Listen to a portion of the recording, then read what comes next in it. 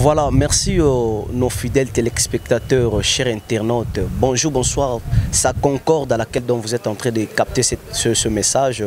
Nous vous disons le bienvenu dans Angola Ultima Hora, programme Oyozo Lekana 10e RI Télévision. Nous disons encore une fois de plus à vous, nos fidèles téléspectateurs, nous sommes ici, deuxième conférence de presse de notre Patrick Bekam. Après avoir Kobeta, concert, Moussous, na production, Moussous, Patrick Bekam. Juillet, la production il y a Toudilou Eventus, il y a notre sénateur Paolo. Alors, Tomata, Toyoka, Nino, Patrick Bekam, Oalobi, par rapport au deuxième contrat, Nine Salé, Atikala Angola. Alors, je pense que l'élément Oyo est aussi la plaisir dans notre DG Jean-Pierre Kambaye, ainsi qu'il y a directeur technique, ingénieur PP, sans oublier une fois de plus. Balobi production, il y a Golf Matadi, mon ami que j'en profite de saluer en passant, pourquoi pas Bob Bangou, Balobi bras droit, il y a notre DG Jean-Pierre Kambaye. Nous vous disons, on se retrouve tout juste après, merci. Ça c'est pour vous les mamans. Patrick Bekam, Lady Maître. Gaylor Kisoka, Air Force. Mama nangai, mama nangai, mama nangai, mama nangai, mama nangai, mama nangai, mama nangai, mama mama me. Sugilala na zambi, ezaka kapona yo mama nangai, buya kolongola semi, otikanga na kola na koma moto. Mama nangai, nazanga longo ya kopesa yo. Mama nangai, tikana yembela yo tanze moye semo. Mama nangai, mama mame, mamele. Natango ya maladie au salaki toujours présente. Natango ya minyoko libato bazo seka ngai onzela losambo. Zambe nangai, batela Bekam nangai ya kufate. Sina mokile ko seka ngai, iso nangai atakuka kaye yo mama. Natigala kaka na ye.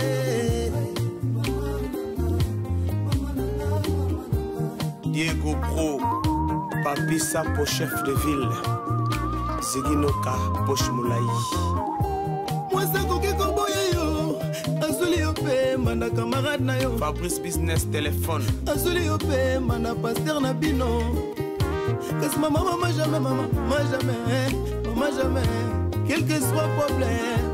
Mama nangai, mama nangai, mama nangai, mama nangai.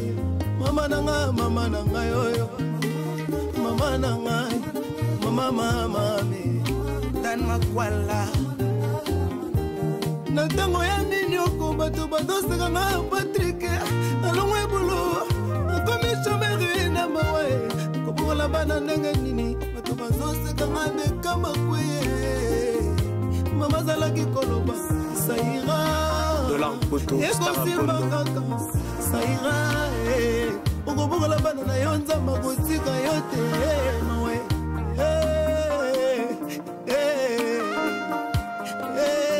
Maître Willy Pindi Sarkozy. Mama ndi makoteka makala, pona bikaye. Mama ndi makoteka fufu, pona natanga nakokoka jamais kobokola mama. Prince ya Chéripé, maman. Au même moment, 9 mois na libuno, 3 ans na maboko. Et ce qui wanate, au même moment, vie na yo mobimba na motema. Ma mère, merci. Zélia la fraise de Paris. Maman di makola muka 4 heures, côté kama paye. Maman di makosala kiboyi, ponga na kola nakokoka jamais kobokola maman. Artiste leader à Miss Galvanino Ngala, Mouzou Dijiga Bilele, Noël Moutoukou les financiers, Aristote Mounata ya Jésus, Gaylor Manganza de Paris, Urbanisme Muzungu, MK Kisika patron voyou, Bolingo yo pesanga mama Christian Kamona, Eleki olodia mama kila pema, ya Angela Zolani, Yangona Berna. L'homme du moment, on a bien bombe à retardement de la musique congolaise. Si. Corrigez Bango. Lady Maître.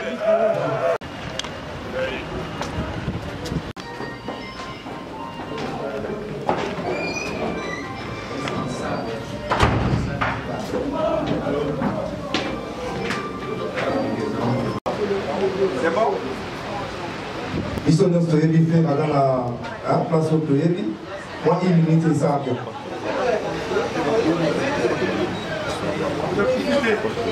Voilà, merci beaucoup. C'est toujours pour les soucis de notre critique congolais. Donc, mesdames et messieurs, on va commencer déjà notre conférence de presse. Là, on voit les messieurs Paulo Tudilou, les sénateurs qui est notre producteur. Et on voit aussi Patrick Bekam, Lady Lom. Oh, bah, vous voyez bien, Patrick Bekam, Boyoka Kanasango, Lady Lom. Il est là et à côté, on voit le secrétaire général. Il y a orchestre, il y a Patrick Bekam qui est M. Serge Moumba. Et pourquoi pas, staff technique, TGV, il y a Patrick Bekam. Ayeto Solana Bino, à Solana Bisso Presse. À question, il y a Bisso, à réponse de Rosalia Marmo. On va passer d'abord les micros chez l'artiste et vous chez les producteurs. À présenter Bekam et puis la sous à l'amour, Bekam parle au Mamouké. Après, on va commencer une série de questions. Shalom, shalom, shalom. Bonjour. Premièrement, d'abord, je remercie la présence. Il y a un journaliste qui est sur la Zali. Parce que la lobby production, sans communication sociale, les années production, il y a beaucoup de femmes. D'abord, on a remercié la présence d'Abino. Après, on a remercié les sous-présence et artistes d'Abino Zali Awa, leader Patrick Bekam. Vraiment, je dois péter ma boque et ça, on a plaisir maintenant.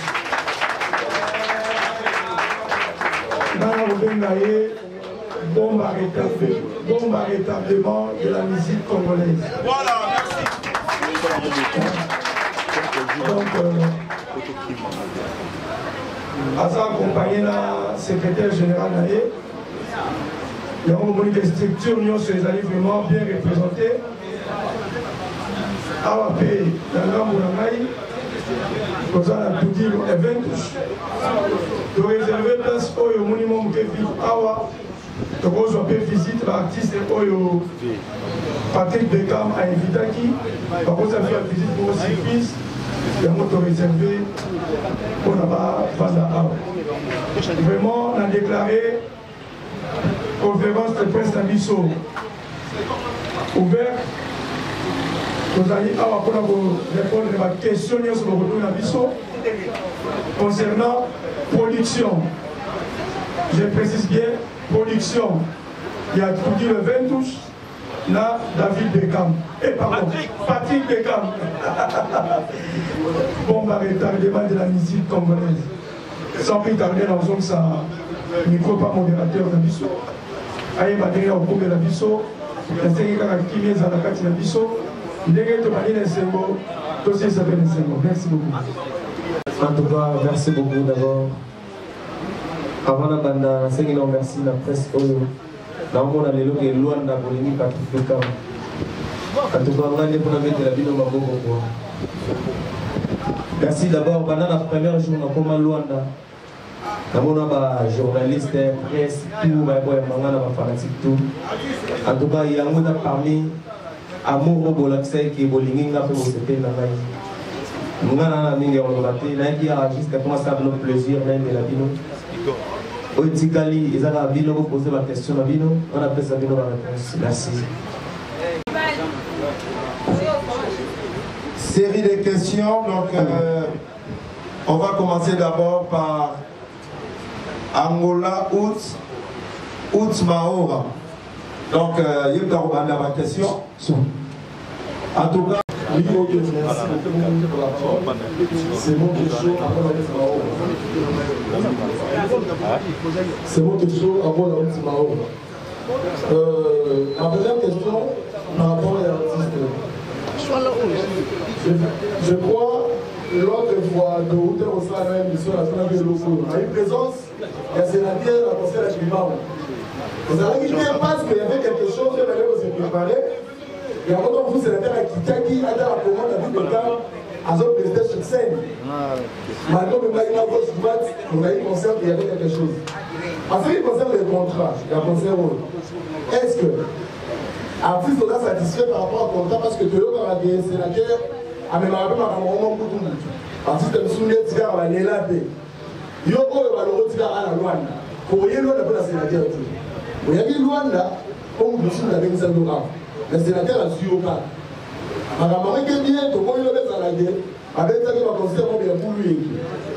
C'est ça.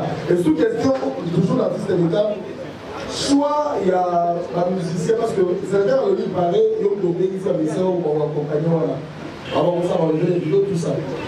Soit on vendait sur le barreau, c'était sur base de quel critère. Et bon, on dit ça par rapport à producteur. Question dans le sénateur. Pourquoi est-ce que vous avez dit à ceux qui pratiquent des camps Ayamoula et pas de processus pour le soir? Moi, je dis que le sénateur de Yomoro, au Gabon, là, ceux qui ont qui peuvent venir au Zoyer, la Congo, au Sani, au Sani, au Yanni Awa, Namoula. Dieu sait que vous savez que ça y est, après on récupérer. Merci beaucoup. Merci beaucoup. Donne à notre producteur, parce qu'il est à l'outil. Ok, notre producteur. Pourquoi Olilaki Patrick Bekam au soyer à partir à Congoté, au foot les billets, au loger là bas journaliste, au bazar toujours na compte là mais yo yi ba iba muninga na yo. Et ça dimension il y a dépenses to linga yo faire découvrir notre Patrick par rapport à ma concert à beta qui moni talent na ya Rosué. Ouais, vraiment, on remercier Angola Ultima Hora. Parce que Balobi qui est boé à Wapura Gologola, Bambilinga, Milinga, sur ma canisia, Bato Bakolanda Bisso, na Bato Yo, Bazali Kotala Bisso. Balobake, télévision, ça radio. Oyo Koloba, Bakomono Koloba, Bakotala Yo. Vraiment, on a bendié, comme on a bendié au Congo, bon retardement de la musique congolaise. Bon, mais en production, nous faisons un calendrier. Le calendrier de Bisso, Patrick Bekam Azalaki. Peut même que en décembre, nous avons appel à Maestro Fabregas.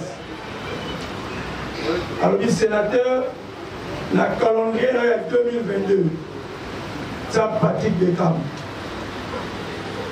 Mais seulement que la 4 calendrier la Bissona, ils ont quitté que Apeta dans le mois de juin.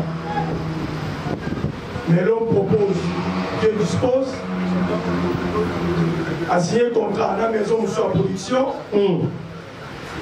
maison à la production, et un artiste en Angola, et ça la maca. Cohésion et la production. Donc cela veut dire que la somme cachée, la somme production, a cédé tout le 20 touché, tout somme bien mot. Donc il y a que l'artiste était, vous avez dit intéressé dans le salaire artiste P. Là on a dit ce qu'on vient pas. Il y a un calendrier là, mais c'est aussi important quand on est comme ça d'initier, donc il y a tout le monde là. Et l'eau connue, Oyo, Azala Moukatinaï. Donc, on a dit présence Tangaï, la carte à concert, voilà. Mais on dit qu'ils ont mérité vraiment que tout dit le 20 touche et Bétisaï.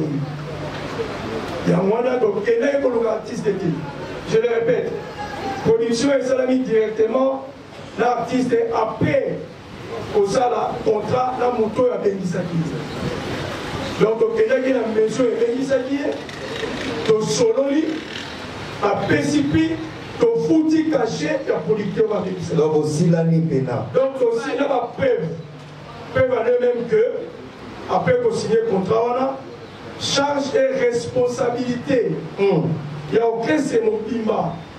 Il y a bon retardement de la musique congolaise, Patrick Bekam, et comme il a chargé tout dire et 20 touches. Tous les éléments, s'il vous plaît. Donc, l'artiste, artiste principal leader, Tolongoli Eska Zalaki, Toté l'hôtel Nabiso. N'a pas passeport et commis et pas la mission. Peut même pour prolonger même visa à séjour dans le c'est pourquoi il y a prolongation, il y a un séjour et un pimoko, il y a paiement et un visa dans le Congo démocratique. Donc, pour résumer, bien, et ça a la paix qui ici dans le Congo, parce qu'il est caché, il est dans la maison de production, il est un artiste. Après qu'on soit là, producteur, pour dire le 20 touches, et qu'on trouve un artiste.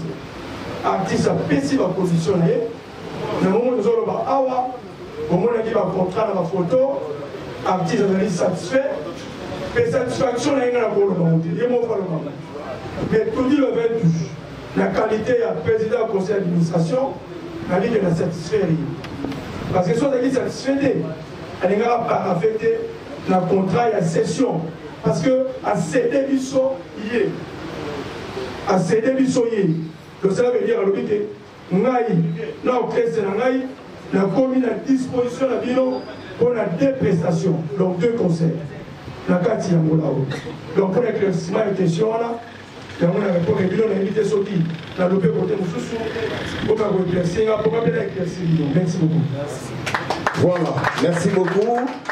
Là c'était notre producteur, Paolo Toudilou, le sénateur, Patrick Bekam. Paolo Toudilou, Toyoga Tro. D'ailleurs, je suis solo et parce que ils sont tous en Anakin, Babé Banana Fali, Abundana Ferré, Basala Boy. Est-ce que tu as bien parlé avec messieurs les producteurs? Les deux, aux yeux cachés, est-ce que vos solos, Colombien, les missions à qui n'était que Fovier, à Salinga Boye, n'a pas de l'autre côté. Tu es avec votre CG. Confirmez ceux qui vont solo bien. Et que tu as réussi ton argent pour obéir la mission des productions. Voilà la première question. Deuxième question, Ezali, soit il y a un musicien, Moussoussou, tout le monde m'a fondé, est-ce que les aïeux ont ici producteur, ton producteur même t'a proposé, Bango Babetaka. Merci. En tout cas, merci. Merci beaucoup, Mathieu Bouche. Merci, Bénin. Le bon journaliste a posé la question. Premièrement, déjà, pour orchestre Ndima, ils ont un contrat Moussoussou et comme on a un contrat Moussoussou, c'est que va solo les bien. Premièrement, quand on dit nous va faire d'ailleurs que yéna mambala, après on a battu à Salagaboy, à Salagaboy, à Salagaboy. Mais au moment de l'eau moko, naku, oh yola la raté, vous voyez Bessie qui est en raté. On a un sénateur, tout ça les contrats na bison normal. Après singaï n'engé te yokanaki, tout ça les papiers. Si tu as publié un mot, ils n'ont pas battu. Donc, on a libéré un contrat normal. Il y a libéré un mot, on a sénaki. Donc, on a fait dans ça, il y a la condition où il y a pas de deuxièmement, pour le choix d'artiste. Déjà, là, on a eu à Londres, on a artiste. Malgré confiance, fidélité, on s'est fait la fanatique de Bayadinga. On a artiste, on a tal rappé Baninga. Donc, on a tal qui Baninga, on s'est fait la boulot là-bas, mais la Sengaki. Producteur Soka Rochelle, rappelle-moi quelques artistes, on a cette là bas Bayapé, tout est ensemble, tous ensemble, va accompagner les femmes et ça la vient. Donc voilà, merci. Voilà, on va appeler les journalistes de 10e RIT TV. Allez, gars, pour la question, la journaliste, vous êtes. Donc, j'apprécie, bonjour, bonsoir, parce que tout dépend de où on se parle de ce partenaire. Alors je me présente, d'abord je suis de Lotus Soulou, autrement dit les célèbres de la presse. Question de mes amis, basée par Patrick Bekam. Question de mes amis.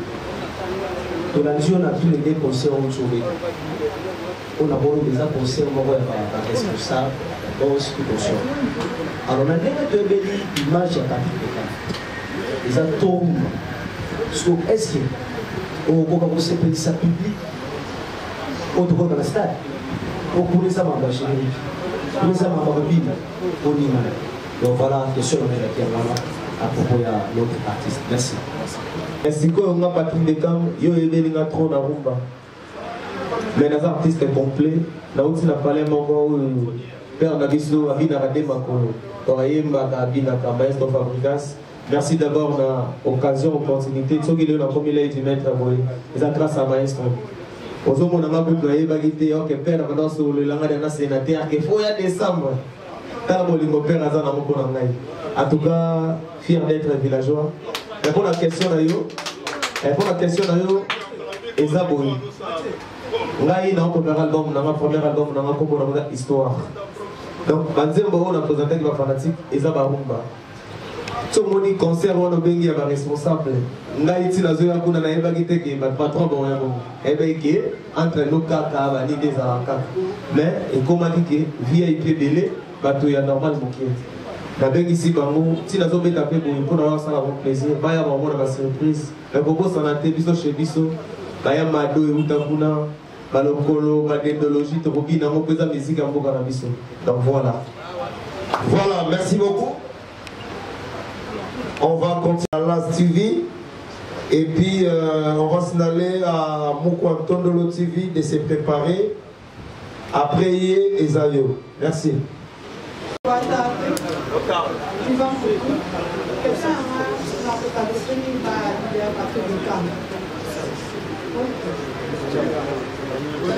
Donc, s'adresser une part à Patrick Bekam. Qu'est-ce que c'est un le but est pour faire la sortie officielle et marketing et album non histoire à Namwanda. On a une préférence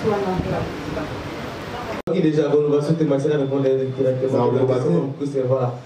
En fait, ce qui pourquoi on a préféré la salle à Awa.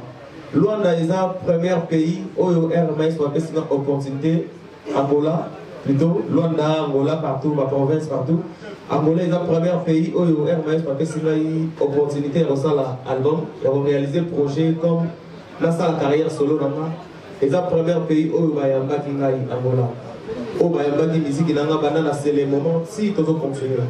Et on a préféré qui, avant de pays, nous avons remercier. Et donc voilà, merci. On est ici, c'est M. Paolo Tudilou, notre sénateur, le producteur responsable de notre pays, Angola, RDC. Ouais, première question à la sénateur Paolo Tudilou. Un vieux que j'aime beaucoup, que j'apprécie beaucoup. Première question à sénateur Paolo Tudilou. L'X Ozochan en production Olo. Notre monde en haute bois. C'est-à-dire nous sommes produire artiste, c'est grâce à la bénéfice en retour. L'X Ozochan est trop, nous n'avons rien en retour. D'abord, on dit qu'on peut aller mettre aux alanons, moi genre, on va t'amarrer sur ma production. Yomo aux anabiso, n'a évité au vilo, au classé au biso. Deuxième question, c'est à l'œil de l'homme, un artiste que j'aime beaucoup, que j'apprécie, j'allais dire.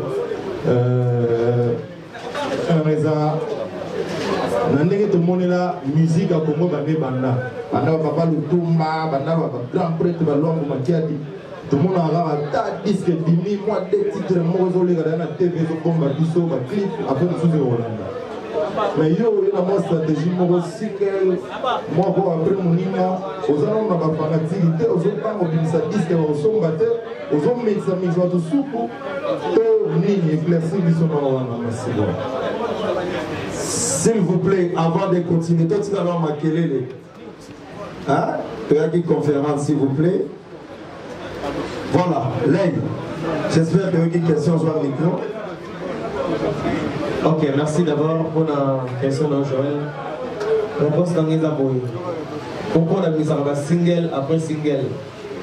Je crois, et ça, exemple, il y a bien, on a les lots dans la musique comme ça pour monter les communs. Pour tout va consommer au bien, il faut que ça va bon. Les lots est comme au commun que les musiciens vont visiter dans ce album, il y a 30 titres par exemple. Dans un deuxième moment, on rate. Si on a la qualité de boulot dans la ligne de Misarate et ça va bon. La ligne de Zorata, on appelle ça fanatique, on a des albums, on a compris comment on a histoire. Et ça, on a 10 titres. La ligne appelle ça fanatique, mon console, on a des qualités sur 3 ou 4. Après, on offre, on a la facilité à comprendre le message. Et pour t'informer, ils ont un karaté. Exemple, on a mon frère, il a sa carrière. Il a premier album de notre salle.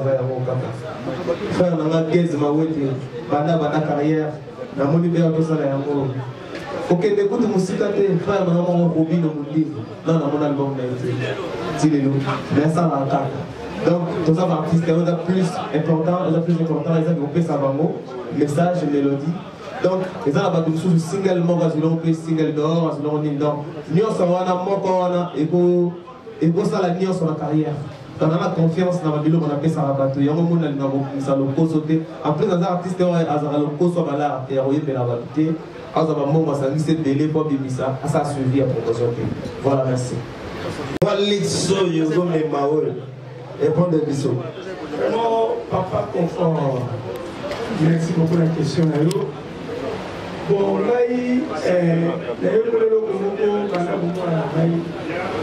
papa n'a toujours que moi, on a posé la côté en attendant. On ne va jamais travailler toujours le système en pion. Pion,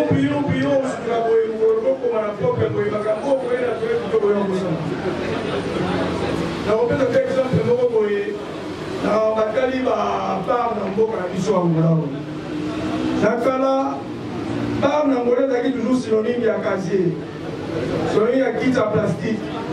Donc, si on dit bar alors, on a qui avait révolutionné ma bar.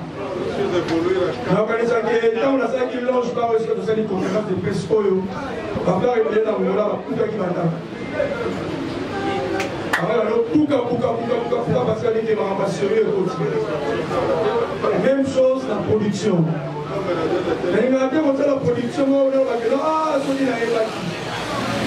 une paramètre de notre production est à la place d'un haut. Mais comme ça, la production, il y a toujours pour le mon pas ça la production, on a toujours visé quand on a beau modèle. On a pour le bien gagner. Donc ça veut dire, là c'est la réserve, pour les gagner bénéfice. Là il a toujours misé. Donc cela veut dire que la misée, c'est au quota et poti.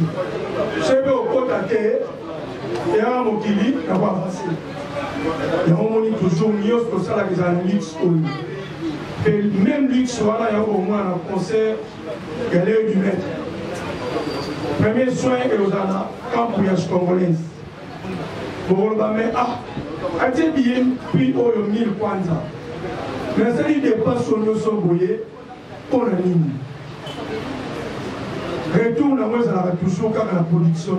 Alors, tozo benga la ba annoncer nyonso boya ebele. Donc to bengi bino nyonso bozana ba salle de fête, ba bozana ba na ba conférence, bozana posa eyebana. Ndeti lokola ba grand déclaré en katamboka ba Pablo King. To bengi bino boya parce que deuxième série télévision et puis ça sous opportunité. Concert il y a le 18 au 26, il y a Patrick Beckham, Chance Oyo, Angola Ultima Hora. 10e riz et pessier, tozana pour nous couvrir yango. Voilà, na micro Ezaki Abino et Dotisung, autrement dit les célèbres de la presse, n'a profité à couper Sambote, na Esther Tisungu, 2 fois mère, na Paris, pourquoi pas ma sœur Angèle, na Bella. Na pesi susumbote na batu nyonso balandaka biso batu nyonso balingaka biso désormais Angola Ultima Hora programme ya 10e série télévision. Merci à vous tous qui nous ont suivis. Mon vieux Koulout Antono Kembona pour rentrer. Pourquoi pas Nyon Sati de page Yannick Mayemba, l'homme de London. Nous vous disons un grand salutation à toi aussi. Pourquoi pas de dire Bambo Tebele, Nana Katako, la Céleste, la Parisienne. Nous vous saluons partout là où vous êtes. Merci.